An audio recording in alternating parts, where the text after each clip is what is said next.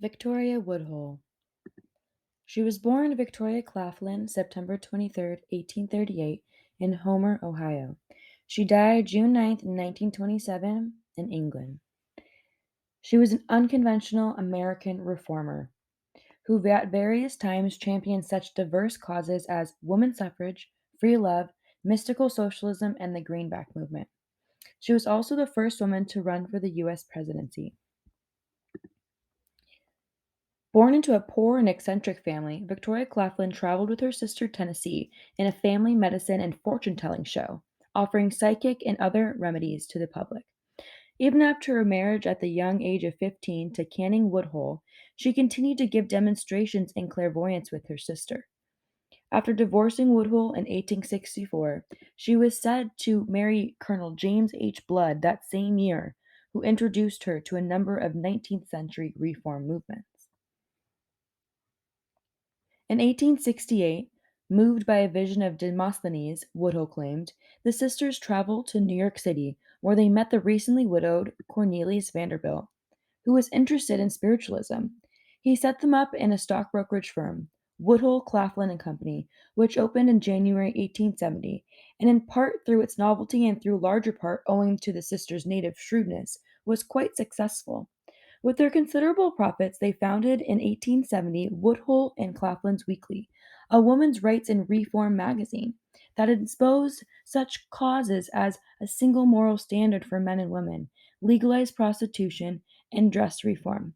Much of each issue was written by Stephen Pearl Andrews, promoter of the utopian social system he called pantarchy, a theory rejecting conventional marriage and advocating a perfect state of free love combined with the communal management of children and property.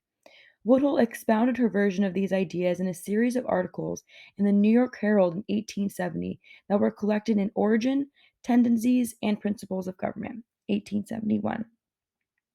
Woodhull's ardent speeches on women's suffrages, notably in January 1871, before the Judiciary Committee of the U.S. House of Representatives, won her at least tentative acceptance by suffrage leaders, who until then had been very put off by both her newspaper and her reputation. Invited into the National Woman Suffrage Association by Susan B. Anthony, Woodhull soon became a rival for the leadership. When a dissident group called the National Radical Reformers broke away from the NWSA in 1872, Woodhull, then accomplished public speaker, was nominated for the presidency by the Equal Rights Party. By mid 1872, Woodhull's troubles had begun to surmount. Her ex husband reappeared and took up residence with her and her current husband, thus providing rich new material for her enemies. No longer enjoying the backing of Vanderbilt, Woodhull was forced to suspend publication of her weekly that summer. It had recently published the first English language version of Karl Marx and Frederick Engels' Communist Manifesto. Woodhull responded to critics of her morals by hurling back charges of her own. She published a full report on an alleged liaison between the highly respected Reverend Henry Ward Beecher and a married parishioner. For this act, Woodhull and her sister were promptly jailed under a statute for forbidding the passage of obscene materials through the mail. After 7 months of litigation, the sisters were acquitted of these charges. Woodhull divorced Blood in 1876 when Vanderbilt died. In the following year, their sisters went to England, the trip apparently financed by the Vanderbilt heirs to prevent a challenge to the will. In London, a lecture by Woodhull charmed a wealthy English banker, John Biddulph Martin, who proposed to her promptly. Objections by his family, however, prevented their marriage until 1883. Woodhull and her sister became widely known for their philanthropy and were largely accepted in high British social circles.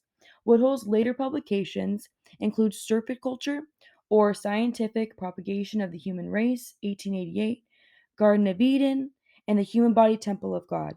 There is also many more. Although Victoria returned on occasion to the United States, she lived in England until her death. She is an awesome, awesome lady. Thank you so much.